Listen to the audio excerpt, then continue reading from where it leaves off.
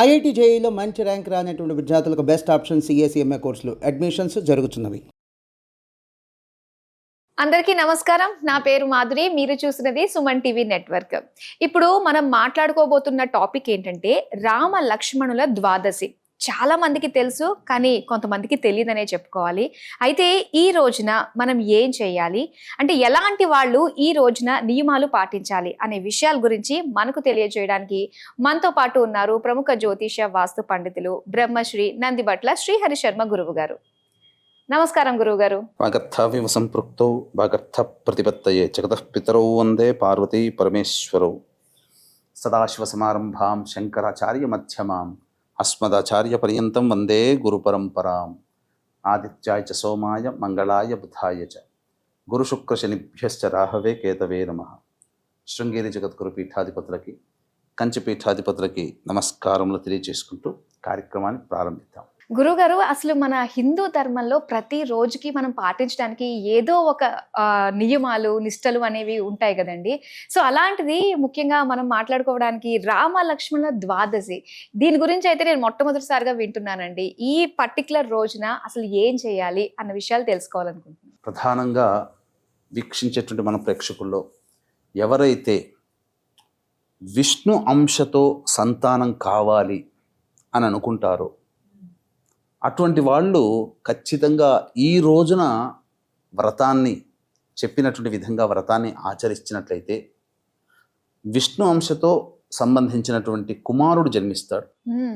దాని లాభాలు కూడా తెలియజేస్తాను. అసలు సంతానమే కాదు, ఏ విధమైనటువంటి కోరిక లేకుండా ఈ రోజున ఎవరైనా ముద్దుసరి వరకు, బాలుడి నుంచి ముసలి వాళ్ళ వరకు ఉన్నవాళ్ళు ఎవరైనా కానీ ఈ రోజున గనక వ్రతాన్ని గనక ఆచరించినట్లయితే వాళ్ళకి గవామైన యాగ ఫలితం దక్కుతుంది.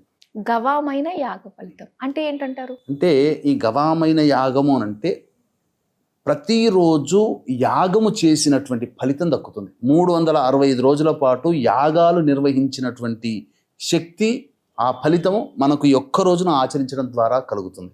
ఎంత అదృష్టం అండి. ఇది మనకు పురాణాల్లో చెప్పబడి ఉన్నటువంటిదమ్మా.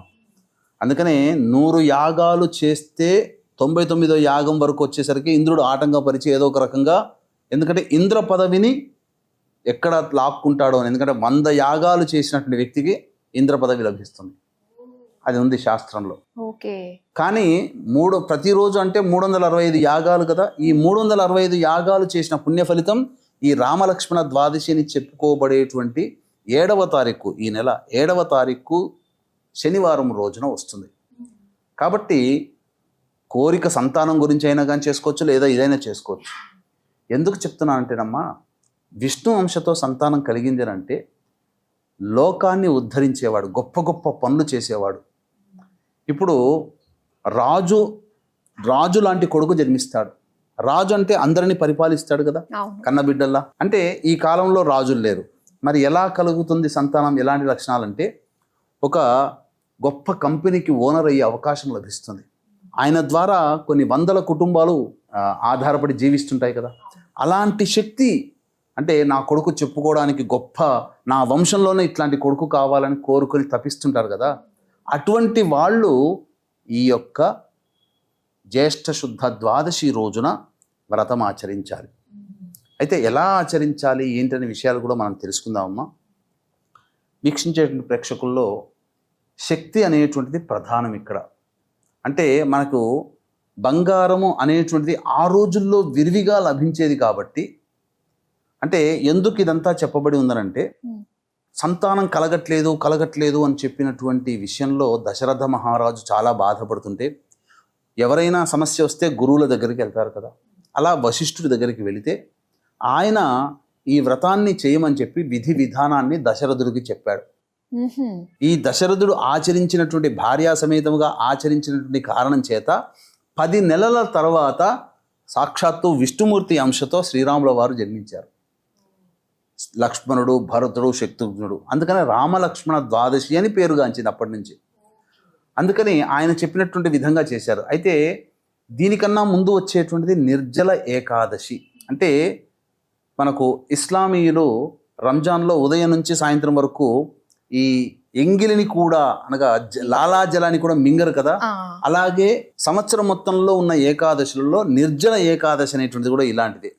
ఆ రోజున కూడా ఎటువంటి సంబంధించినటువంటి లాలాజలాన్ని కూడా మింగరు. ఆ విధంగా ఆచరించి ఆ రోజు ప్రదోషకాల సమయంలో బంగారముతో చేసినటువంటి రామలక్ష్మణుల విగ్రహాల్ని దానము చేయమని చెప్పింది శాస్త్రం. మరి ఈ రోజుల్లో అందరికీ బంగారం కుదురుతుందా అంటే ఆ రోజులు అంటే టన్నుల కొద్దీ ఉండేదేమో, అందులో రాజులు కాబట్టి వాళ్ళు చేసినా కూడా చెల్లింది. కాబట్టి శక్తి ఉన్నవాళ్ళు రాగి ప్రతిమ అంటే చిన్నది రూపు దొరుకుతుంది కదమ్మా, ఒక పావు గ్రాములో దొరుకుతుంది, అదని ఇవ్వవచ్చు. లేదా వెండిలో చేసి బంగారు పూత పూసినటువంటి దానైనా బ్రాహ్మడికి దానం చేయవచ్చు. ఏకాదశి రోజున దానం చేయాలి ప్రదోష కాలంలో. చేసి మరుసటి రోజు విష్ణువుని షోడశోపచార విధానముగా అనగా ద్వాదశి తిథి రోజున షోడశోపచార విధానముగా పూజించాలి. పూజించిన పిమ్మట అప్పుడు ఉదయం నుంచి సాయంకాలం వరకు ఉపవాస నియమాన్ని పాటిస్తూ అవకాశం ఉంటే రాత్రిపూట జాగారం చేస్తున్నాయని. కానీ ఈ విధంగా షోడశోపచార విధానంగా విష్ణుని పూజించి విష్ణు సహస్రనామ పారాయణాన్ని ఎవరైతే నిర్మలమైనటువంటి భక్తితో పఠిస్తారో వాళ్ళకి మళ్ళీ తిరిగి వచ్చే ఈ ద్వాదశి తిథి లోపల విష్ణు అంశతో సంతానం జన్మిస్తుంది అని చెప్పడంలో ఏమాత్రం సందేహం లేదు. కాబట్టి అవకాశం ఉంటే ఈ యొక్క చక్కటి కార్యక్రమాన్ని అందరూ వినియోగించుకోండి. వీక్షించేటువంటి ప్రేక్షకులు కూడా గమనిక, జ్యేష్ఠ శుద్ధ పౌర్ణమి బుధవారమైంది, జ్యేష్ఠ నక్షత్రం వచ్చింది, జ్యేష్ఠ మాసం, ఈ మూడు కూడా బుధునికి సంబంధించింది కాబట్టి మహాజ్యేష్ఠ పౌర్ణమి 11వ తారీఖు అయింది.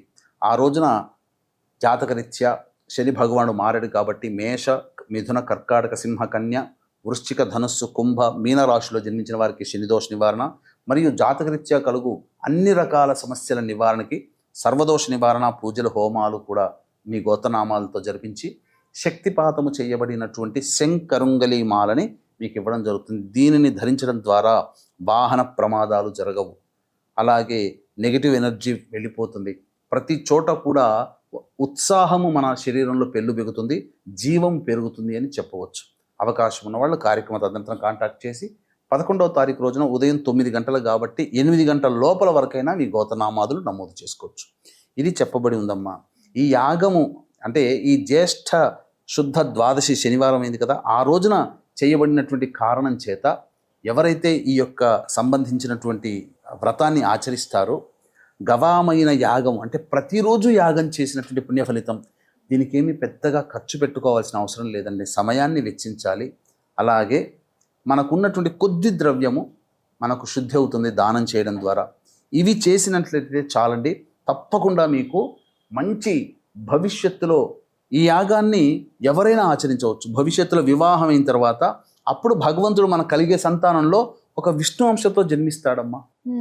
కుటుంబాన్ని, కొంతమంది జీవితాలని నడిపించగలిగే లీడర్ స్థాయిలో ఉండగలిగే వ్యక్తి జన్మిస్తాడు. రాముల వారు జన్మించాడనంటే ఈ యొక్క వ్రతము దశరథుల వారు ఆచరించిన కారణం చేదనే విషయాన్ని ప్రేక్షకులు గమనించాలి. కానీ ఒక్కసారి మనం చేసినంత మాత్రానే మనకి ఎంతో చక్కటి ఫలితం వస్తుంది అంటే ఇలాంటి రోజుని మిస్ కాకుండా ప్రతి ఒక్కళ్ళు కూడా చేసుకున్నట్లయితే అనుకున్న కోరికలు అలానే సత్సంతానం కూడా కలుగుతుంది అని చెప్పేసి అంటున్నారు. అంతేకాకుండానమ్మా ఈ రోజుకున్న విశిష్టత ఏం చెప్పంటారా, మనకు ఈ జగత్తుకి గురువైనటువంటి ఆదిశంకరాచార్యుల వారి అవతార సమాప్తి ఈ రోజున జరిగింది. చాలా మంచి రోజు. అయితే చాలా చక్కటి విషయాలు మాకు తెలియజేసినందుకు ధన్యవాదాలు గురుగారు. సర్వం శ్రీ ఉమామహేశ్వర పరబ్రహ్మార్పణమస్తు.